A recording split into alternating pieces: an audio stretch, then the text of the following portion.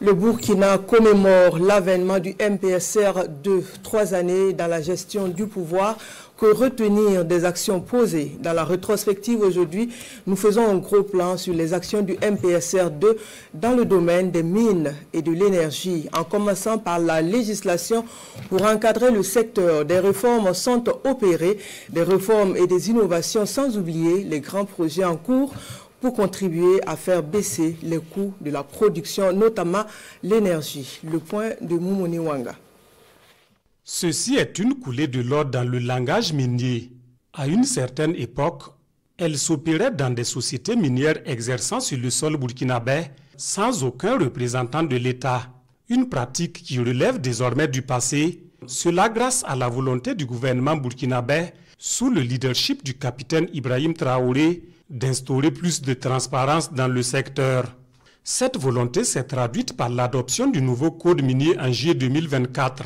Entre autres impacts, la part de l'État à titre gratuit dans les sociétés minières passe de 10 à 15%, avec une possibilité d'acquisition d'actifs à concurrence de 40%. Le nouveau code minier permet également un meilleur contrôle de l'or et les autres substances précieuses, le versement en or des dividendes prioritaires dus à l'État et la création de couloirs dédiés à l'exploitation artisanale. Pour une amélioration de la connaissance du territoire national, 30 cartes géologiques et plus de 20 cartes de potentialité des régions minières ont été réalisées.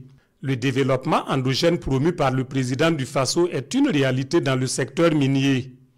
À travers la création de la SOPAMIB, la Société de participation minière du Burkina Faso, l'État burkinabé reprend l'exploitation des mines de Bungu et de Wayang Gold.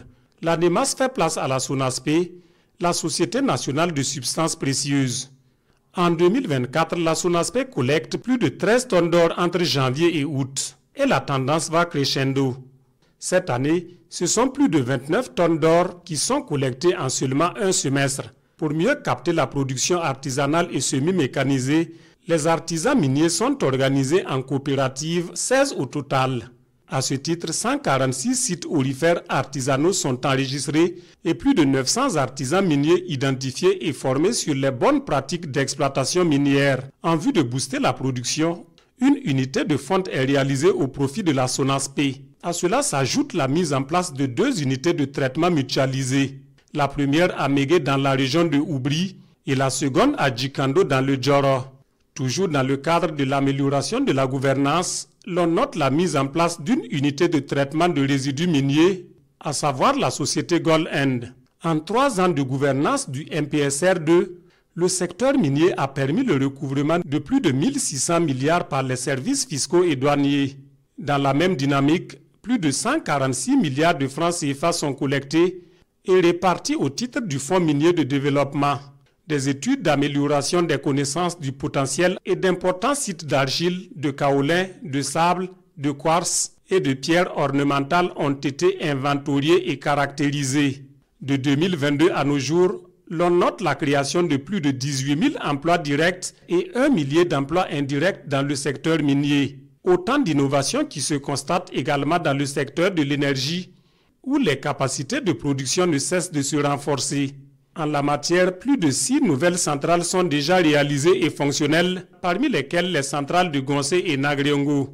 5 centrales solaires et thermiques sont en projet avancé. Au nombre des projets démarrés, l'on note le projet de construction d'une centrale thermique diesel de 50 MW extensible à Gonsin, celui de la construction de centrales thermiques de 25 MW à Bobo 1 et les projets d'urgence de construction de centrales thermiques dans 9 chefs-lieux de région. Dans le cadre de l'amélioration du réseau de transport et de distribution, la Société nationale d'électricité du Burkina Faso a ces dernières années construit et renforcé plus de 4300 km de lignes.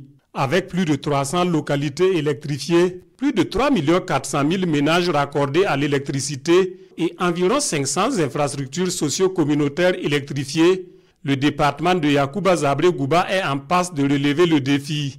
Pour contribuer à l'amélioration des conditions de vie des personnes déplacées internes, plus de 5000 lampadaires sont déployés à leur profit et dans des zones à fort défi sécuritaire. En matière de gouvernance du secteur de l'énergie, les services commis à la tâche ont procédé au contrôle de plus de 1100 établissements pétroliers. Des contrôles d'infrastructures de stockage, de distribution d'hydrocarbures et de camions-citernes en matière de normes de construction sont régulièrement effectués.